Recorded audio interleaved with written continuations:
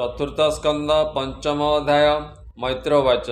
नारद वाक्य कोप मने रुद्र उठिले सावधाने अहिले रुद्रगण घेनी चलन्ते कंप इमेदिनी दक्षर यज्ञ नाश अर्थे कोप पशिला रुद्रचिते सकल पारिषद गणे नाना आयुध तीक्ष्ण बाणे अति असंख्य कोप करी धाइले घोर नाद करी रुद्र वचने कोप देखी विवदे त्रिदश उपेक्षी कंपिले रुद्र बोल शुणी महाप्रलय प्राय जाणी कोपे कामुड़ी अष्टपाटी प्रचंड दिश भ्रुकोटी जटा उपाड़ी क्रोध वरे भूमि रे पड़िले सतरे जटा जलपे अग्नि जले देखी कंपिले दिगपाले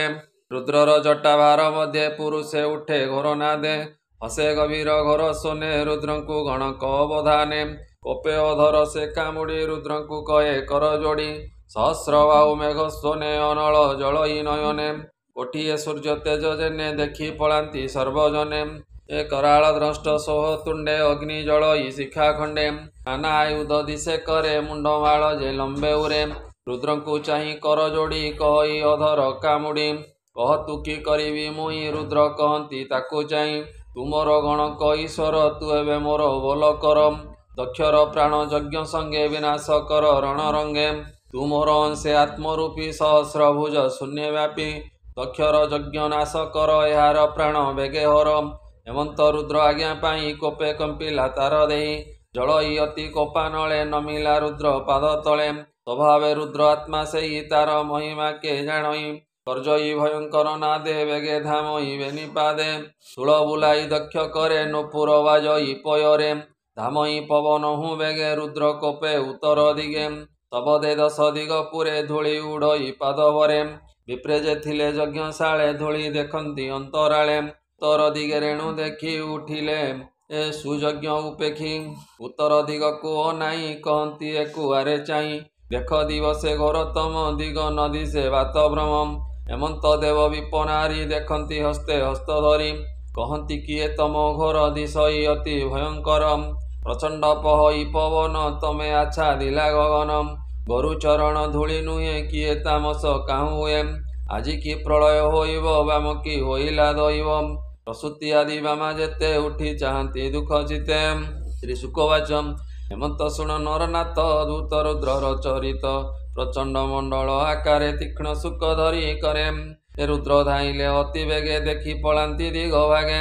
सहस्र हस्ते ऊर्ध्वे हरि नटंक प्राय वेश धरी ए चंडाट हास्य सोहे तुंडे जेने बिजुली मेघ खंडे असंख्य तेज जोग बल दिशई भ्रुकुटी कुटिल कराल द्रष्ट सोहे तुंडे जेने बिजुली मेघ खंडे दक्ष को चाही सभाजने कहती अति दुख मने देख यार कर्म फल आज तो नासिलु सकल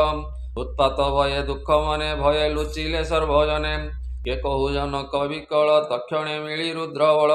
नाना आयुध घेनी करे बेढ़िले बेगे यज्ञ घरे पिंगल दिशे वर्ण सकले कुमार आनन सबदे गगन उच्छुले बेगे मिलिले यज्ञ घरे केही भांगिले गृहवास पत्नी भुवन अवशेष के पाकशाले प्रवेशंती के यज्ञ पात्र को लुटंती के यज्ञ कुंडरे मिलंती मूत्र पुरीष उत्सर्गंती के बहु घोर नाद कले यज्ञ मेखला वेदी तुले भांगिले अति कोप भरे शूल बुलाई दक्ष करे के धाये मुनि उपरे तर्जन करी कोप भरे नारी गणक मध्य पशि राहु संगते जेने शशि देवे पलांती ताहा देखी यज्ञर विभाग उपेक्षी ताहाकु रुद्र गणे धरी भृगु समेत बंदी करी भृगु कुमणि मान बांधे ता देखी प्रजापति कांदे दक्ष को वीरभद्र धरी असुर प्राय बंदी करी ए रणे भी रिपु गण को धरे अष्ट कामुड़ी कोप भरे भृगु को धरी नंदीश्वर हुंकार नाद महाघर जे यज्ञ जेते जन तिले ऋतिज